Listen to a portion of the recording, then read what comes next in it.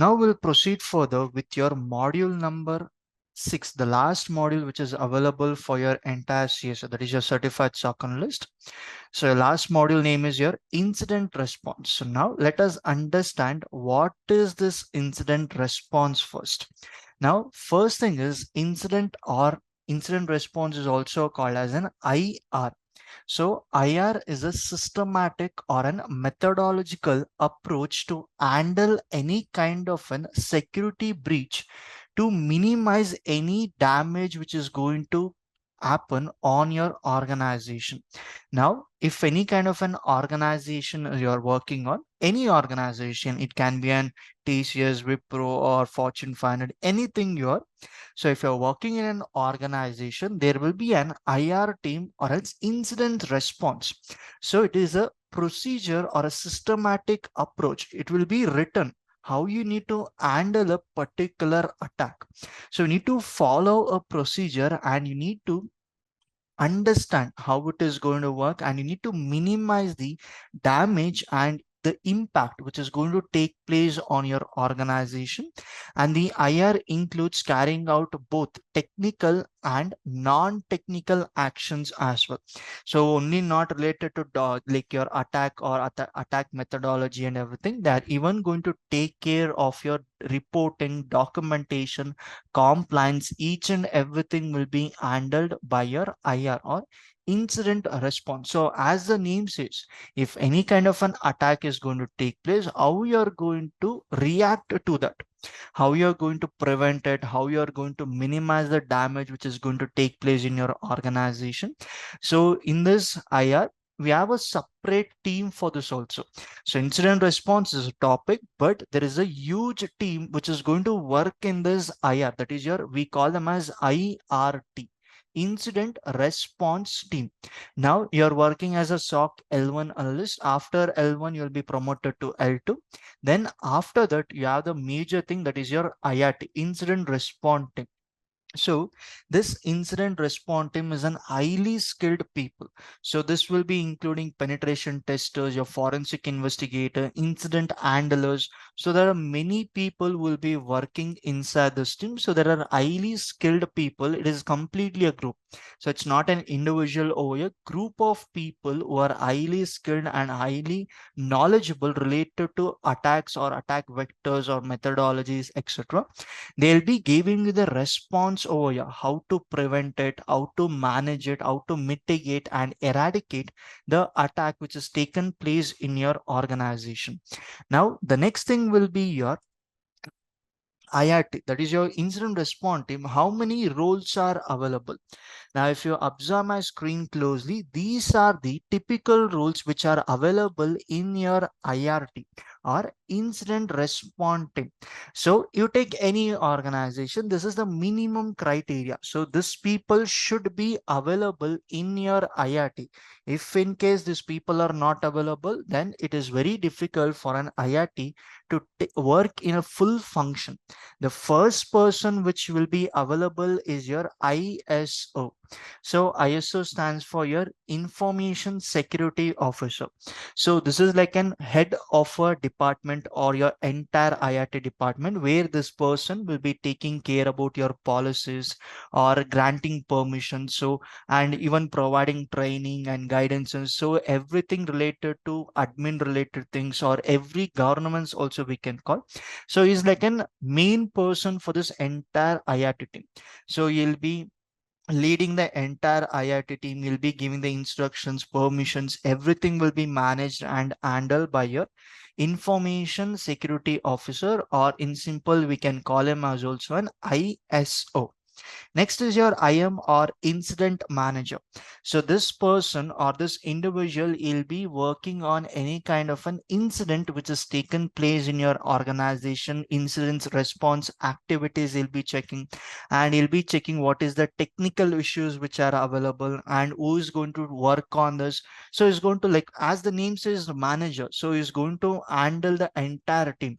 So your ISO, that is your information security officer, he cannot go to individual employee and you cannot give or assign roles over there.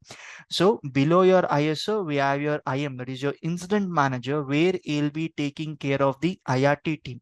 So communication related activities or recovery related activities, everything will be done by this person. Next is your typical role, as we can see over here, the orange color ones. That is your first one, security analyst. So I can directly say that this security analyst will be supporting your incident manager. So incidents manager, after your IM, you'll be having your security analyst over here. So this particular security analyst will be working along with your incident manager, and you'll be focusing on network related or system related activities or attacks which are taken place based on system or network attack methodology, and what are the threats which are taking place, or else even we can call it as attack vectors also. So this security analyst will be focusing with your attack vectors which has taken place, and below him you have your incident coordinators.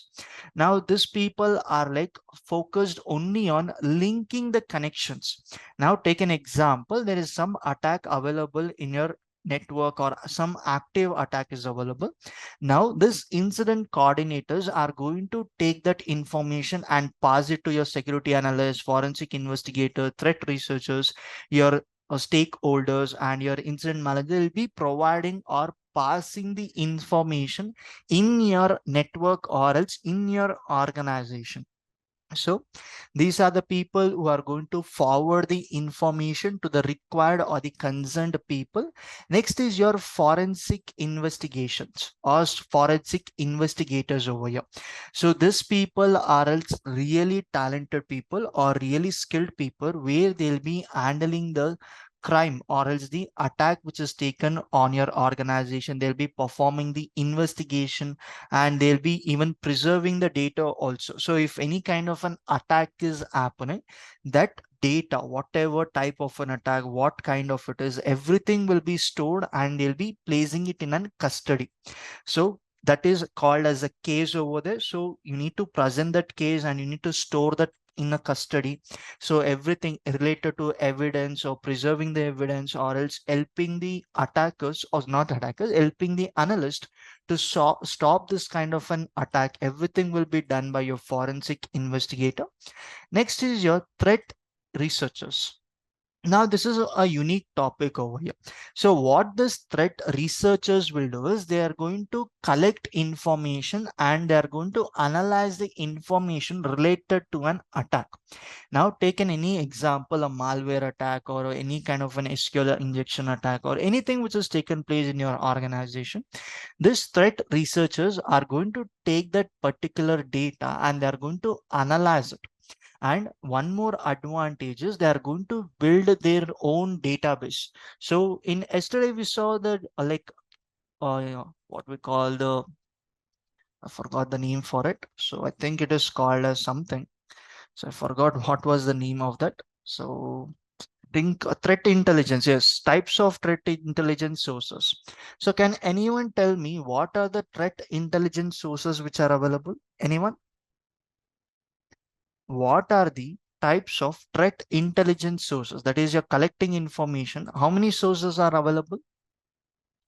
Wrong.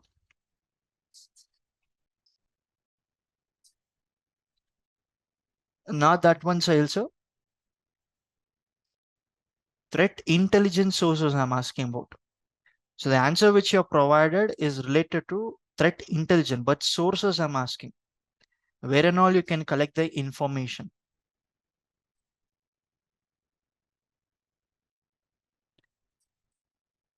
Sorry. No. So do you guys remember OSINT? Yesterday I discussed about open source intelligence and even your counter intelligence, human intelligence, and your internal intelligence. So those are the sources. So now in this you can see that threat intelligence are also available, where they'll be researching and analyzing some data, and they'll be storing all the analyzed data in your internal intelligence. That is, inside your organization, you'll be having a database for the information. There, you'll be storing all that information. Now, this is your part where you are focused and where you have discussed about your information security officer, IM, and your security analyst and incident coordinators and forensic investigators, threat researchers. So this is one part over here. Now there are other parts which is available over here. Your system, network administrators, internal auditors. So let us see what are these people over here. First thing is your system administrator. So this people, whatever the you call them a system administrator, so these people will be focusing on managing the assets. So in your organization, multiple systems will be available. For all that system, you need to provide right amount of update whenever a new release or new version of a release is there. Example, Red Hat 12 or Red Hat 10 or whatever the version it is. So whenever the release is available, you need to update, backups, recovery. So analyzing the data, handle system updates. So all this kind of activities will be done by a system administrator. As the name says, they're going to take care of the systems which are available in your organization. Next will be your network administrators. Now, these people, your network administrators, will be monitoring and even they'll be analyzing your network traffic. What are the incoming traffic and what are the outgoing traffic which is available and which is happening in your organization's network, and using certain tools they'll be performing this activity. And if any kind of suspicious activities monitored or notified, immediately they are going to inform to the concerned authority over there, whether it can be an IRT team. So inside this IRT team, they can raise tickets or assign a task, etc. They're going to perform that activity over there, monitoring and analyzing the incoming and outgoing traffic. Next is your internal auditors. So this internal auditors will check the rules. So whether your organization is following a rule or not, and audit security will be done and reporting will also be done. And if any kind of a problem is present inside your organization, let us take, you need to follow a procedure to perform activities, but you're not following that procedure, then this internal auditors are going to report that to the higher authority, whether it can be a CEO, COO, or anyone whoever is available in your organization, the highest authority. So these internal auditors are going to reflect to them. So saying that your organization, this a certain department is not following the rules which we have deployed in your organization. Now let us take an example over here. So how many of you are familiar with PhonePe? I think most of you guys are familiar with PhonePe, right? So if I open my browser over here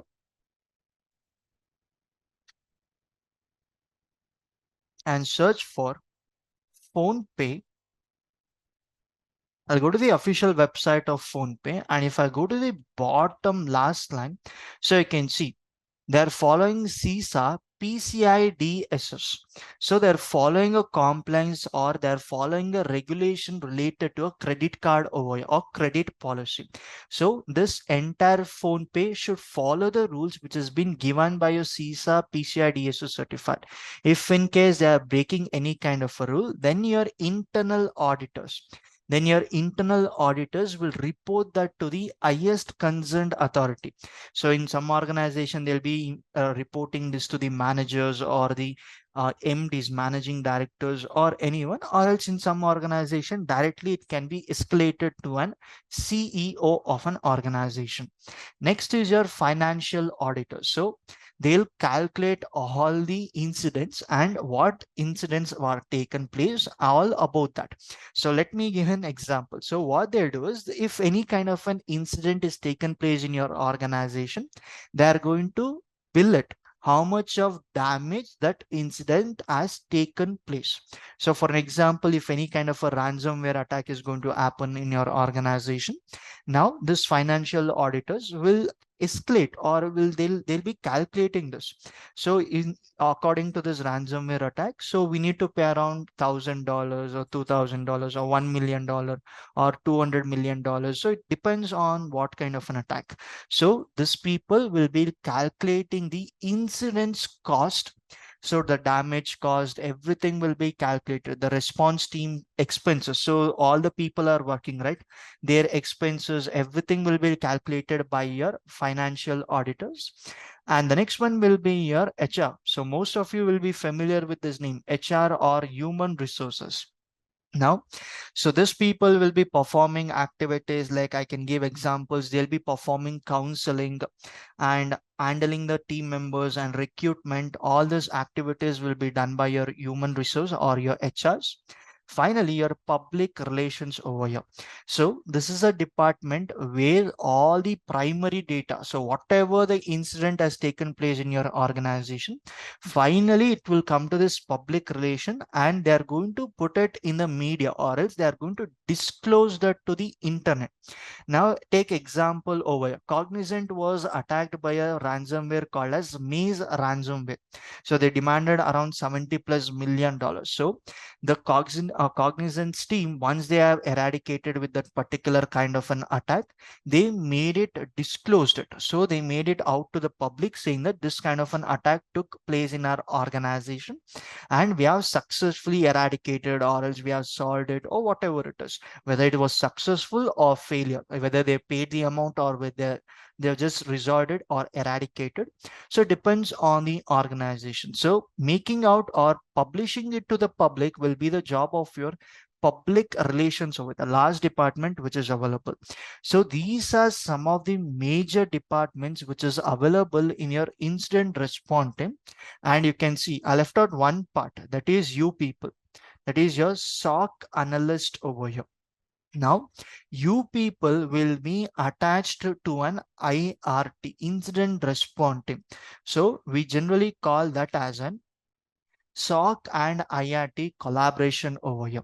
Now, whatever the activities you do, so whatever the activities you perform as a SOC L1 or L2 analyst, you'll be collaborating with your IRT team also. So you're not an individual person or an individual group of people who are available in an organization to identify an incident. Now, you people, that is your SOC analyst, will identify an incident. Let us take example, you have identified an malware in your organization. Now you can see over here, you have your SOC, you have your IRT, and you have the board. Board is nothing but the stakeholders, your clients, your ISO, or all the people. We generally call them as clients over here. So all the people will come under your board over there. Now you have two people, SOC and IRT. Now, once the SOC analyst has started monitoring, you'll be identifying any kind of an incident in your organization. Now, any kind of an incident is available. So in your IBM QRadar or else in your Splunk, we generally write rules. We write rules based on the rules or based on the queries. We are going to get an alert in your offense section or else in your SOC also triggered alerts over there. Now, you will check, SOC analyst will check whether you can remediate it or not, or solve it or not. Let me magnify it. So what SOC analyst will do is they'll check first whether we can resolve this issue or not. And if in case it doesn't come under that very like major minor one, if in case it is a major kind of an attack, what they'll do is they'll push that, they'll raise a ticket. Your L2 analyst, not you, L2 analyst will raise a ticket. First, you people will be analyzing. Then your L2 will check whether you analyze it correctly or wrong. Once they confirm it is a serious issue or a serious kind of an attack, they'll check whether this can be eradicated or not. If in case it is not possible, they are going to push it to the IRT team. They are going to raise a ticket and they're going to send that particular attack to an IRT, that is your incident response team, where they'll be remediating or mitigating the attack, and finally they are going to report it to the board. So whatever they do, they are going to report it to the highest authority, whether it can be your ISO. So you saw this image, right? your security analyst, incident coordinators, your IM, everyone. So you're going to inform this to your ISO, Information Security Officer. You're going to inform that we had so and so issue over here and we have successfully remediated it, or we have successfully solved it, and here is the report, whatever we have done.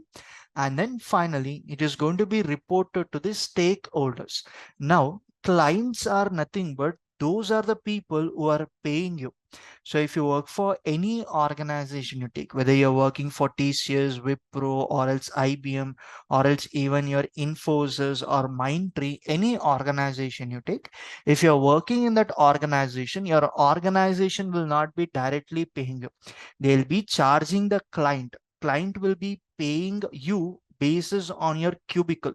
So client will pay the amount based on your cubicle, how much space you have occupied, how much work you have done, everything in dollars. If your client is a foreign client, in dollars they'll be paying you, and your organization will give you the salary every month.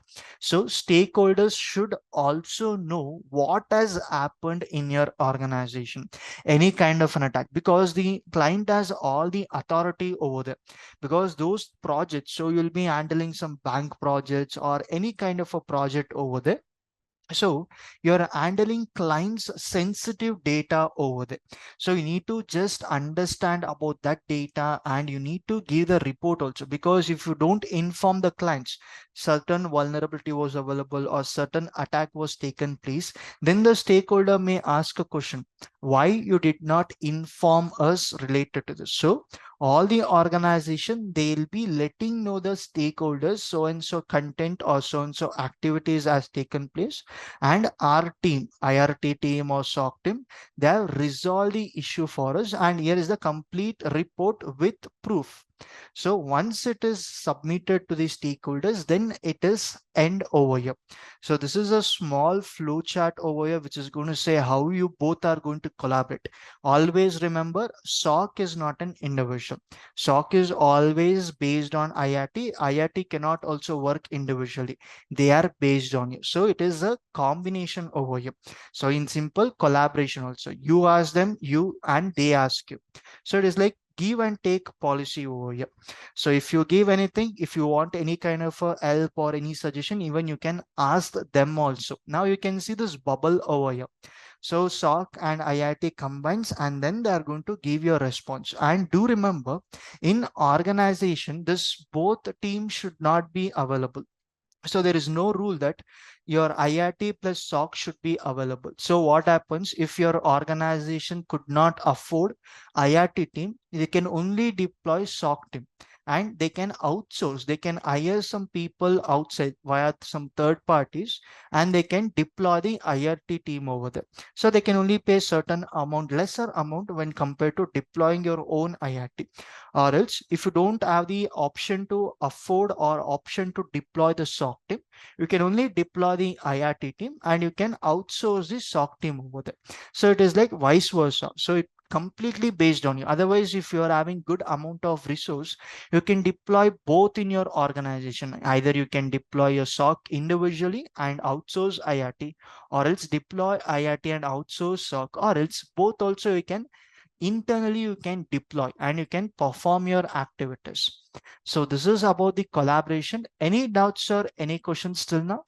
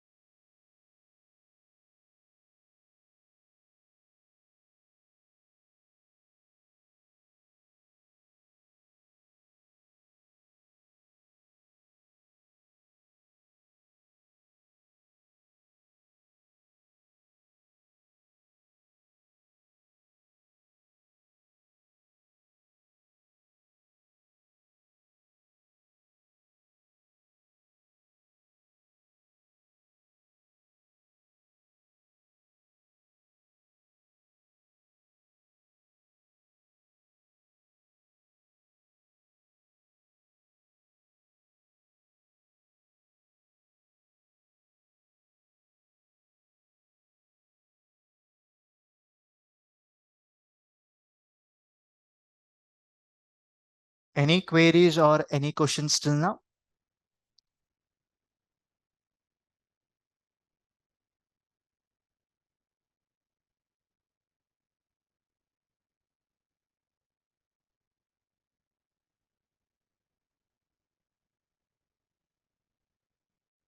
And now let us understand how your IRT is going to work, how they are going to perform the activity, and how they are going to respond to a particular incident. That is, we generally call this as a process overview or a workflow. Flow process also it is called as how IRT is going to work in an organization when an incident is going to take place. First thing is your preparation over here. So if you see the flow chart, it is like boxed, it is separated over here. First thing you have preparation for IR, that is your first step. Then you have incident recording and assessment, assignment and incident triage, notification, contaminate, evidence gathering and eradication recovery, and finally post-incident activities. So these are the workflows which are available in an your IRT team. First thing is your preparation over your preparation for IR or incident response. So your response will involve auditing assets. So assets will be available. You need to take care of the asset and defining the policy. So every organization will follow a rule over there or will depend on a compliance, a rules and regulations they'll be following. So related to that, they are going to prepare and training the team members. So now if you just join into an organization directly, you will not be given a role to perform activities. So directly they'll not call you and they're going to say that identify this alerts. They're not going to give you immediately. They're going to give you a certain amount of training over there. Based on the training, they are going to perform the activities and they are going to prepare the entire team also. So as I told, your IR or your incident response team is not an individual team. There are multiple people who are working for this team. So the entire team should be prepared to find or face any kind of an attack or any kind of an security issues or incidents, etc. You need to prepare your systems also because your systems will be outdated or unupgraded. So you need to prepare or you need to secure your systems as well. So everything will be done by your preparation for your IR. That is your first step which is available. And the next step will be your incident recording and assignment over here. So this is the beginning step over here. So incident response reporting, or else you'll be performing communication plannings and ticket creation. So you'll be assigning if any kind of an attack is available, you need to assign it to someone, right? So everything and related to your incident assignment or ticket assigning, or else even assigning any kind of a team member to investigate a particular kind of an attack. So every assignment process over here. So if in case in your organization you found out an incident and you want to assign it to the IRT team. So in your IRT team, individual will not be working. There are a group of people. So SOC analyst only 2 to 3 members may work. If in case it is a big organization, 3 to 4 or 5 to 6 people may be working. So in that 5 to 6 people, you need to find a person. You need to find a person and you need to assign that particular incident to that particular person. And you need to say that so this is an issue which is available. So please do take care of that issue as soon as possible or ASAP. That will be done in your second step. We generally call as your incident recording and assessment as a second step over here. Next is your incident triage over here. So in this incident triage, that is the third step, you'll be analyzing the activities or you'll be analyzing the attack and prioritizing the incidents which has taken place in your organization. So in an organization, only one incident will not be available. There will be many kinds of an incident. Now, based on this, you need to prioritize which one is going to be more impactful. Based on that, you need to classify that also which incident will be more dangerous, which incident will be causing too much of an impact to our organization. Everything will be decided in your incident triage over here. That is your prioritization. That is your third step. And the fourth one will be your notification. Now, you see that many people are available. So there are many people like your ISO or else your IAM security analyst or else your many clients, that is your stakeholders, many people are available in your organization. Now if in case in your organization any attack is confirmed, any kind of an incident is taken place, and someone, your security analyst or else your penetration tester, whoever it is, if they confirm that to the particular authority, your notification, that is your fourth step, is to inform or communicate that particular attack or the particular incident details to all the required team members. Now there will be many team members, right? So to all of them, that information should be communicated over there, saying that so and so incident has taken place. Be aware of this information. Upon confirmation, this is so if you find any incident, you'll not be immediately notifying everyone. You need to get a confirmation from a valid person who is working in an IRT, whether the ISO can confirm or the IM or else your incident manager or else your security analyst, anyone, if they confirm it, then only it should be spread in your organization or else in your incident response team, saying that a particular incident has taken place.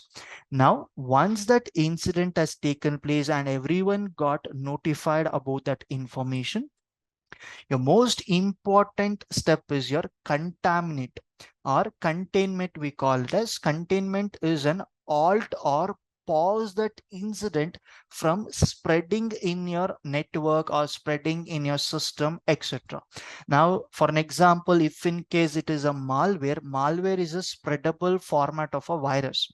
So without any kind of a human interaction, a malware will spread system to system using your network. So if you want to stop that, if you want to pause that spreading procedure or mitigating the damage and all, before you perform mitigation and all, you need to stop it. So that is your containment over here.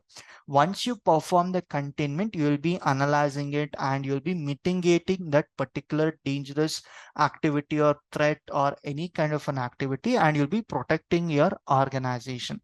Now, this is your fifth phase. After notifying everyone, you'll be contaminating it, or containment, we generally call it as. And your next phase will be your gathering evidence or evidence gathering and forensic analysis over here. So now your forensic investigators are going to come inside. So whatever attack has taken place, they are going to take the evidence over there and they are going to start investigation, finding what is the root cause, what is the weakness which caused this kind of an attack. Everything will be monitored, and this forensic investigators will find out what was the cause which was causing or which was causing this kind of an attack to take place in my organization. That will be your sixth phase over here. And your seventh phase will be your eradication. So your incident response team will eliminate that particular kind of an incident with a root cause. So your forensic investigator will give you details. What is the root cause, where this caused, and how this incident came into your organization, which was the loophole, what was the attack vectors and all. So eradication is a process which is done by your IRT team, where they'll be eliminating this particular incident from your organization. So once your seventh phase, that is your eradication, is done, the next step, your eighth step, will be your recovery over there.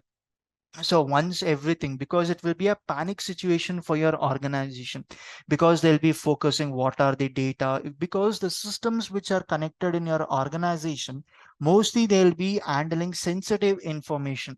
If you take example of TCS organization, so TCS is a consultancy corporation, so they'll be giving bank support to your Malaysia clients or else your Vietnam. So many outsourced clients, they're going to give the support for their banks and everything. So if you compromise any one of the system, the entire client records. So you'll not be having only one or two clients in a bank, right? So thousands of client record will be eliminated or destroyed or copied or duplicated or misused, etc. So After all this panic situation, once you're done your identifying, classification, prioritization, and notify everyone, containment, that is you're separating it from spreading it to your network and gathering the evidence, and your forensic investigation is all done, you do the eradication, that is you're eliminating that procedure or eliminating that particular incident in your organization. Once that is done, you're going to recover everything. So everything, your system will be corrupted, or else the data, or else any kind of a disruption which is going to cause or as caused in your organization, they are going to bring it back to the normal state. Everything will be very normal. And the last ninth phase will be your post incident activities. So in your post incident activities, it is your ninth step over here, which will majorly involve in creating a document. So you'll be creating a document for that particular incident, and you'll be performing any kind of an policy changes or closing the investigation. So everything related to documentation, in simple words, I can call it as a documentation over there.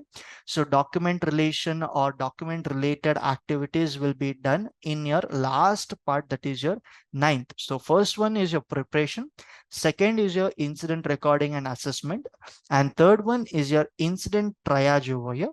Fourth is your notification, fifth is your containment, sixth is your forensic investigation or analysis, and sixth is seventh will be your eradication, eighth will be recovery, ninth step is your post incident activities. So you're already eliminated the incident, you're recovered from that kind of an attack also.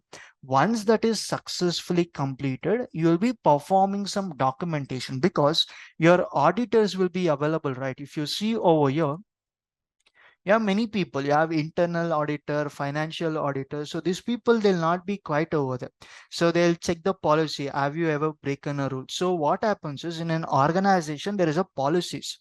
So majorly in organization, if you take any big organization in India, Wipro or anyone, there are some rules. We generally call them as policies. So in that policy, according to their policies, you're not supposed to download anything from third party application. Now that is a policy. Now, if in case you bypass that policy or break that policy, and if you download anything on your corporate laptop or a corporate desktop, that is breaking or going against or violating a policy over there.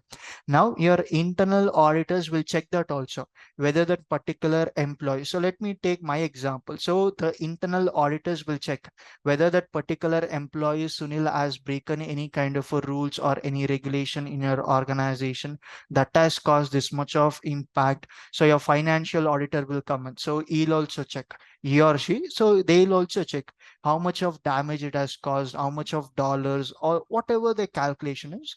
So related to amount, they are going to decide over there. And after all this, they are going to revise the policy. So they are going to make it more stricter also. So in this, you have broken this policy. So what we'll do is we'll make it more harder, so that you cannot bypass the rule, or you cannot bypass a particular certain boundary which has been assigned for you.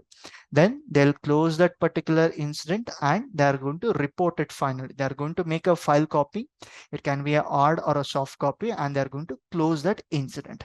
So this is a procedure how an incident response team is going to operate in an organization. Any doubts or any questions?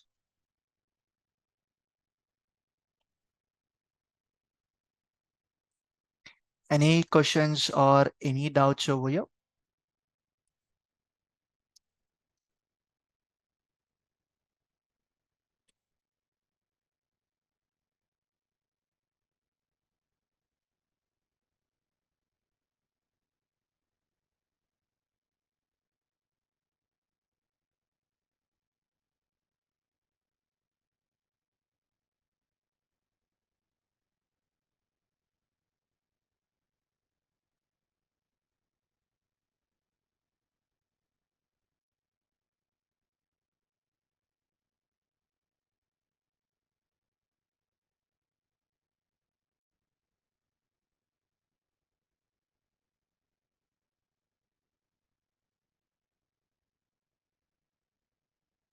And Sahil sir, what is the meaning of triage words, sir? So triage is nothing but simple, sir, prioritizing.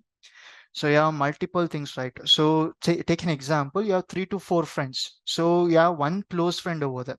So you're going to give some priority to that friend, right? So similarly, when it comes to your cybersecurity, triage is a word which is used for your prioritizing. So prioritizing is also called as triage over here.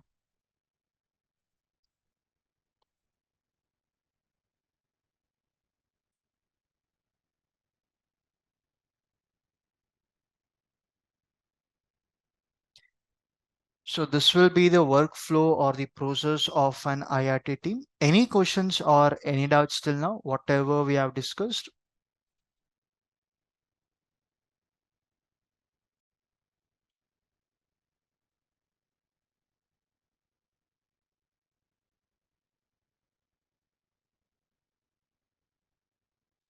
Okay, so now as an example, so you have many types of understanding. So how to respond. So this entire chapter is focused on responding. So you will be understanding in theoretical terms how to respond to a malware incident over here. So I'll be only explaining about the theoretical over here. So based on the course content. So malware incident you're going to learn. So first thing, contaminate the malware incidents over here. First thing is, as we saw the workflow over there, separate the compromised host from the operational network. Now, in a network, thousands of systems will be available in an organization. So if one system is affected over there, the virus or the worm can spread from one system and it can spread to 1,000 systems also. So what they'll do is they'll separate it. That is, in simple words, isolation. You're going to separate that system from all the devices which are connected in the network. Once the separation is done, gather and analyze the network log of the system and find the events of malware propagation through shared files and connected systems over here. Now, as a SOC analyst will come now, SOC analyst will gather the information and analyze the network logs. So which system made so much of like network flows, or which system gave too much of replies, everything will be found at this point. The IP addresses will be identified. And in case of malware has compromised multiple system, you must cut the network service for these systems and prioritize them according to the importance of the affected host for business continuity. Now, take an example, 100 systems are available, and in that 100 system, 5 systems are affected by a malware. Now, remaining 95 systems will be working perfectly. They are not infected. So what an organization will do is they'll not cut down all the 100 systems. What they'll do is they'll separate the 5 systems, and remaining 95, they are going to provide a separate network for them. So you can see, use separate virtual local area network VLAN for infected hosts to find the procedure and malware employees to join the network when connected. So this particular 5 systems, whatever I gave an example, this will be separated and this will be connected, and remaining 95 will be connected to a different network, and they'll be performing their activities. Whatever the day-to-day activities are available in your organization, they'll be performing that without any effect to the business. But the remaining 5 systems which were affected, this will be connected to an virtual LAN, and they're going to perform investigation on that. Allow the connections through an access control network or VPN for the non-compromised device. As I told, 95 systems whichever were available, they'll be connected to a different network. Or else, even if you have an option, you can send their request via VPN or else a proxy. So when it comes to proxy or VPN, you have Zscaler, and you have Go Connect. That is your global connect is also available. So there are multiple. Cisco VPN is also available. Most of the organization, they'll be using Cisco or else Global Connect. And when it comes to your proxy, they'll be using Zscaler or Zscaler. So these are the major proxy and VPN service for an organization. Even TCS, as per my experience, TCS is also using Cisco plus Go Connect, or we generally call as Global Connect. You're using that, and When it comes to proxy, you'll be using Zscaler and some other alternatives are available. And most of the time, Zscaler may work, but sometimes whenever Zscaler is not working, so the employee should not be sit without working, right? So they'll have an alternative. Once this is done, your sixth step will be start analysis of the compromised host to find malware signature pattern or behavior that you can use to contain the incident and disable the targeted services, applications, and systems until the exploited vulnerabilities are patched. Now, if in case any kind of a weakness, that is your vulnerabilities available in an operating system, so until unless you get a patch, you're not supposed to perform any activities. So if you perform any activities, whether it is a 0-day attack or whatever it is, if you perform any kind of an activities, the entire system's data will be compromised. So this is your containment of a malware. So whether we can call it as a contaminate or else containment based on your words. Now, once you've separated the system and started your analysis, you'll be performing the eradication of a malware incident also. So how you're going to eradicate it or how you're going to mitigate or resolve this particular thing. First thing, content filtering tool. Use the static characters of a malware such as strings, loaders, etc. as file filters to block the malware from entering the system, server, email, and other propagation elements. And next is the first one is your filter. So it's like your firewall itself. So in your firewall, you can write a rule and you can object the incoming request. So if you don't want to get a request from a certain IP or certain network, you can block that entire incoming request also. Same thing, you can use a content filter tools and you can block the strings based on the strings and loaders. You can block a malware over there. Next is your network security devices. Add a malware signature to your network security device, such as your firewall, intrusion prevention system, etc., to stop it from breaching the organization's parameter. So that is one of the option which is available. And blacklist. Block the harmful URLs. So can anyone tell me any harmful URLs? Anyone is having idea? Harmful URLs, IP addresses, and email addresses. Anyone is having idea about this?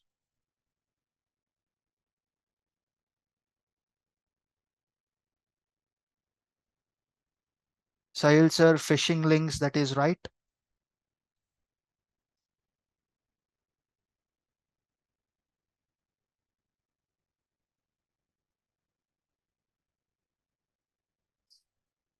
Sorry. Okay, you can consider that also, and redirecting links. So you have some links over the phishing attack. Social engineering is one of the major attack in your current era. So you'll be getting some phishing links or any kind of a malicious or redirect links. So you need to block those kind of an URLs and that have acted as a source for spread of a malware, blacklist the services, programs, applications, and even the executable that install malware onto a system. And have I just taken you through a walkthrough of MSF Venom? Have you used MSF Venom in your module number 2? So we have used, right? Yes. So your MSF Venom is one of the tool which will be helping you to create a malicious backdoor, whether it is any kind of a Windows, Linux, Mac, or Android. So you can create malicious backdoors and you can share it with your target. It is an executable file. So you can block that as well. And antivirus tool. Update the antivirus tool to detect the newly found malware using signature strings and ericators based techniques. So now anything you take, so any malware you take, it is identified your McAfee or else your Kaspersky, Bitdefender, Google, AVG, Avast, or any brand you take. This brand of antivirus tools will be identifying a malware based on signatures. So some signings will be available based on their signatures. These things will be identified. Now every time when an update is released for your antivirus, a new signature will be added. So new signature relevant to the malicious backdoor will be added, and based on that, this tools will identify the attack. And updating the malware database, include the hash sum of the malware to outline and offline online and offline database for further reference and organization, as well as a public recognition. So storing the data, whatever the values were available, so everything you store them. And fixing devices, update the browsers, applications, and operating systems, and as well as patch the vulnerabilities that malware has exploited as an entry point. And manual scan over here, run a full scan on a compromised system with an updated antivirus program to remove the malicious codes, binaries, and related registry entries over there. So perform an manual scan. So anyone has any guess which tool can be used for this activity? To perform a malware scan or any kind of a scan related to a target system, which tool will be used? Any idea? Any famous tools? That is for analysis. Scanning, I'm asking.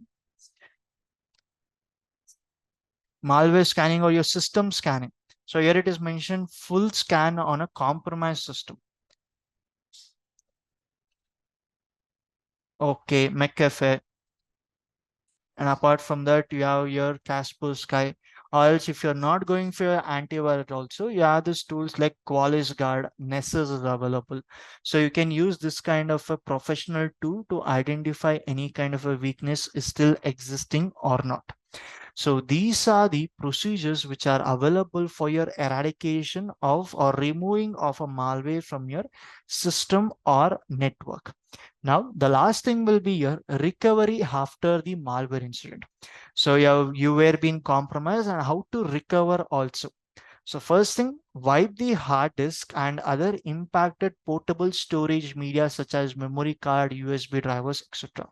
Now it is always recommended. So if in case your system was also affected by a malware or any kind of a virus or a worm or a Trojan, do format your entire hard disk. So whatever data you have, whatever operating system, whether you're using Windows 11, 10 or 8 or 7 or Macintosh, if once your system is compromised, it is always recommend, not, I'm not saying the entire people, whoever is in this field, they will always recommend to clear your hard disk because some or the amount of virus may be still existing. So there are some existing virus or trojans that could not be identified your tools. Your antivirus could not identify it. So what you will do? So that is one issue, right? So you need to remove the entire hard disk data and reinstall your OS or whatever it is, and reimage and rebuild the compromised system from scratch to avoid presence of malware code. As I told, some parts may be available, some code may be some available in your system32 directory. So mostly people will not focus on system32. So system32 is the highest directory which is available, highest permission directory which is available for administrators. So if anything goes wrong in a system32, it is very difficult as well. And next is restore the backups of the system only after ensuring that backup the data has no traces of a malware by testing it with updated antivirus tool. Now, before you format anything, you're going to take a backup, right? So you'll copy in a hard disk or a CD or a pen drive or a memory card. Now, that data can also contain some virus or some malicious code over there. So even you need to analyze the data and then you need to get it or put it back into your restoration. That is, you're putting back the data back into your system or your device, and scan all the devices and systems with updated antivirus containing malware signature. Now, now your system is device or your system or your device is compromised. But in your network, other devices will also be available. What if they are also compromised over there? So you need to identify them also, perform the scan on those devices as well, and restore email services after blocking the malicious sender at server level, and change the password of compromised accounts before using. So now take an example. Someone has shared your link. someone has shared a link in your mail saying that if you click on the below link and if you log in into your account and perform the survey, you'll be getting around $200. Will you do or not? So the someone is going to send you a link and they'll ask you, if you click on the below link, whatever we have provided, and log in into your account, whichever account, Facebook account, Instagram account, email account, whatever they have given. Once you log in and if you perform a survey, survey is nothing but question and answers. If you perform this survey, we'll give you $200. How many of you will do it? I'm just asking. If they give you $200, how many of you would like to do it? No, you don't have any idea. So you're not from the field of cybersecurity. So what you'll do? So you're going to click on the link and you're going to just feel greedy.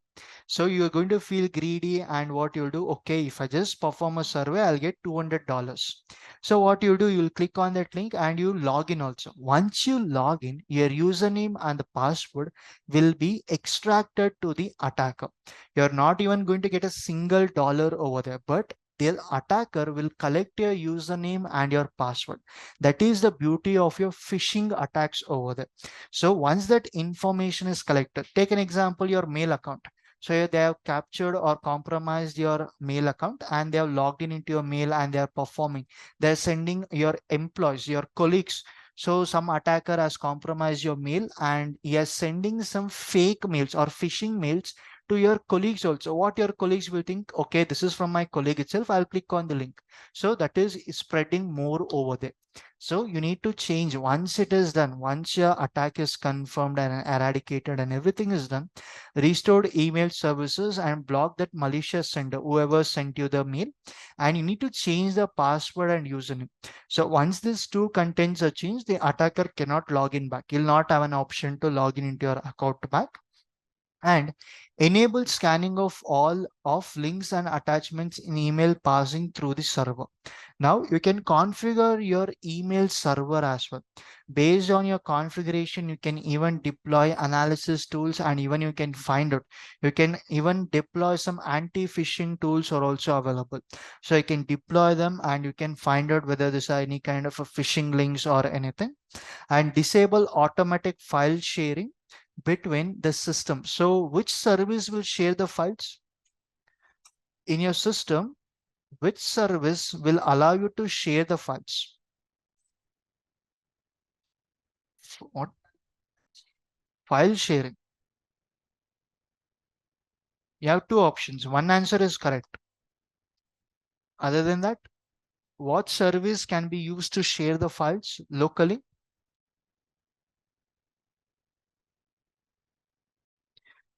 Anyone? So there is a service called as SMB, Server Message Block, which runs on the port number 139 and 445.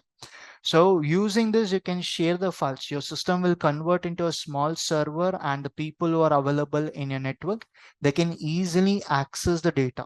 So in your Microsoft SMB, you had version 1, which was very vulnerable. Then your Microsoft corrected themselves and they launched version 2 and version 3 over there. The latest version is version 3, where you have authentication. Without a username and a password, you cannot log in or you cannot access the data which has been shared locally. Now you need to disable those kind of features and restore data from synchronized cloud service after scanning. And next is uninstall and install a fresh copy of an affected application. Now take an example, you have installed some Trojan related to some game or anything. So you went with a cracked application. So now once that entire process is completed, reinstall that particular application from a legitimate source. Do not go again with a crack, again you need to perform everything. So install a fresh application which is legitimate or license oriented.